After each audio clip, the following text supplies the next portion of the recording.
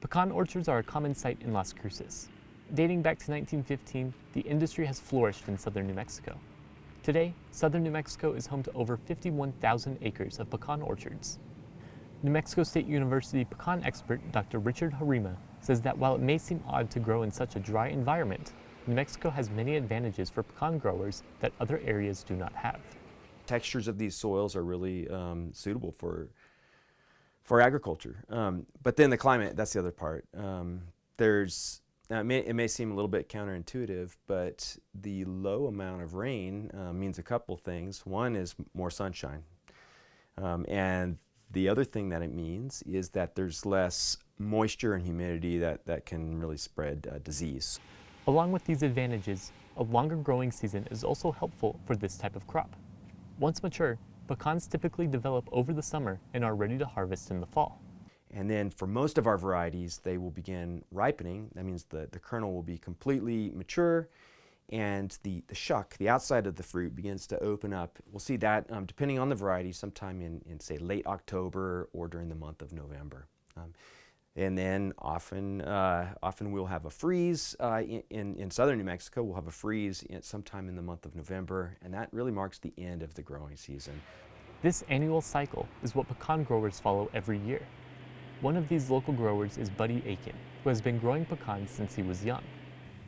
My dad had a small farm, and as kids we planted it. We helped him plant it, and so that was the first farm. But after college, there was not a farm to run, so I left for 2 or 3 years working on the Farm Credit Bank of Texas, and at that point, this farm came up for sale, and we bought it, and I came back and started farming ever since. It was in 1992.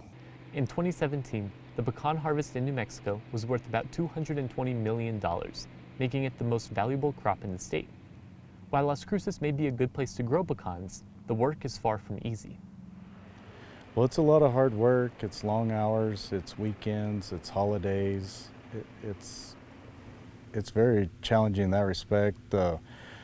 You're subject to Mother Nature. You know, at any time you could be hailed out, you could be froze out. There's just a multitude of things could happen, wind damage, a lot of different ways that you will not make money that season. Mother Nature does not stop there. New Mexico has been in the middle of a drought for more than 20 years, making farming such a water-intensive crop difficult but also controversial.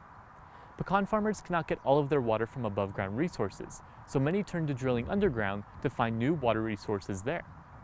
The problem is that those resources are not infinite and need to be refilled. And how do they get refilled? Through the Rio Grande. And when it runs dry, those resources are not being refilled. Yes, we receive a little bit of surface water, but the last several years we've been in a drought, so the surface water is minimal. So we have to supplement that with groundwater, which is extra expensive, and it is a challenge. The important thing about groundwater is where it comes from. That's where it comes from, the river. Down here, the Rio Grande River is essentially the only source of putting water back in the ground. Dr. Kurt Anderson is a supervisor of the Doniana Soil and Water Conservation District. After years of watching the water levels in the state, he has concerns on the future of agriculture. Agriculture uses about 88% of all of our water. That's surface water and groundwater. Down here, it's about the same. They use 100% of the river water. None of the river water goes to people who live along the river, other than farmers. As farmers of all crops have to rely on groundwater more and more, many experts are worried that those sources could run dry.